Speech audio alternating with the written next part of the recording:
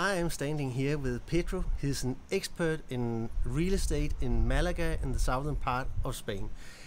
Today we are going to talk about what should you actually do if you want to buy a real estate in Spain. And can you start explaining to me which different possibilities do I have if I want to buy a real estate?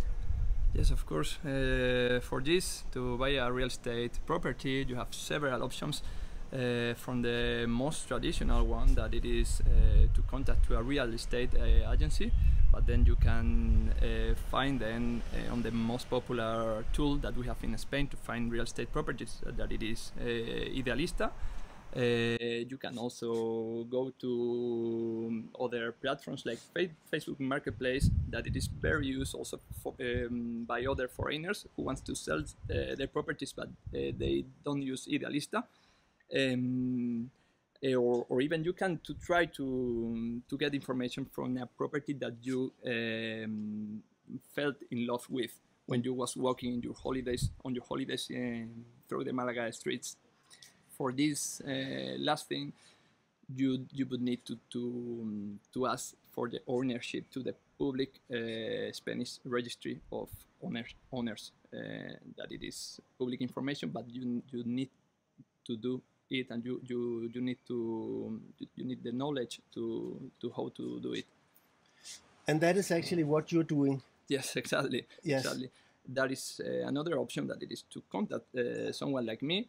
I am very ready to help everyone who writes to me or who get contact to me, and it is helping people who are not used to the Spanish market, to the Spanish laws, to the Spanish regulations, to try to buy or to get access to the sale of that house that you fell in love, or on the other hand, to try to find the right house for you. For that, I am able to analyze the market, to study the legal problems that the property could have, and I suggest you what is the best option for each situation. And if I come to you and I tell you, Pedro, I'm searching for a house, and it has to be in this area, and you say there's no houses for sale here right now, but I can keep an eye on the market. Then I go back to Denmark, and then you call me when you find a house. Mm-hmm. And what is going to happen after that? Once I find a house, for sure, the first thing is you need to be ready to buy quickly. Because if I find a house, it is because it is a real bargain, a real opportunity, and I need that there is other people on the market that for sure has their eyes on that same house, and we need to move quickly. So those people who is abroad need to be ready to do the first movement, need to have their own NIE number ready also, and just to follow my steps. Yeah, we already have videos in this page on YouTube telling about what you have to do before you go to Pedro and ask. So in this case, I will say hello, Pedro, and then I will sit in a taxi on the way on the airport, and you tell me what kind of house you have found to me. Yeah. When I come down here, what do we do there? When you come here, the first thing, of course, I previously have shown you the property. If that is the property that you like, I record a video normally. When I visit a property, I record a 360 video. I upload it on YouTube, so you can feel that you are inside the house. I explain to you what is the technical situation of the house, what is the legal situation of the house, and I explain you more or less a context about that house to be sure that that house is for you. Once you are here, we try to close the deal by signing a private contract between the owner and the seller and the buyer. That creates a commitment for both of them to the seller to sell the house to another person, and to the buyer not to regret. So the buyer pays a small quantity. If the seller betrays the buyer, he needs to double the quantity. If the buyer doesn't go for the house, he lose or she lose their money. Do you often find things? I mean, I come to Spain and I look at the sun and the food and the wine and this estate, and I cannot imagine there should be problems at all. But very often you find a problem before people are buying this house. What are you typically finding? For sure. 1 hour ago, I was in an apartment from a Dutch guy from Netherlands.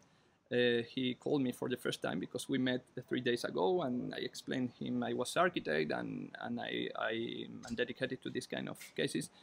And police came to his house and they stopped the jobs for the second time because he didn't ask for the right permissions. He didn't go step by step following the Spanish regulations to do a simple renovation on his house.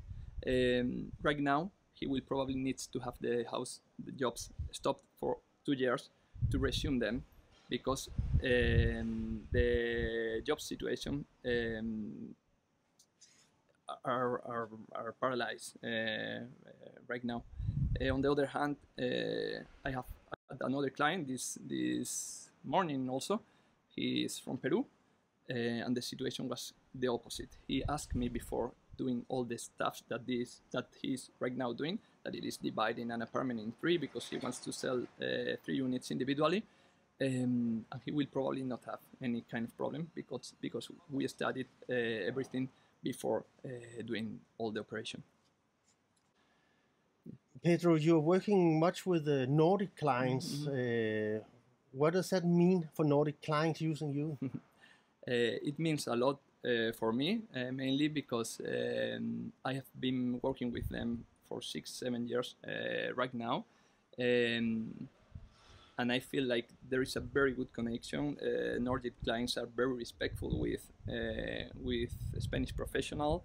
They have very, very good sense of aesthetic, and that is very good for an architect like me to work with people that respect your work, and they normally want to do things right in the legal way. Of course, not being stupid, but trying to do all the steps.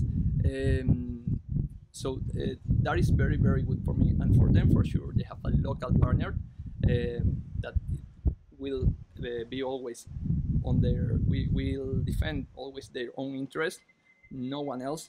If someone hire to me or get contact to me, I will try to give them my very, very honest advice from the very first moment, and I think that is what they love from people from Malaga who wants to help them.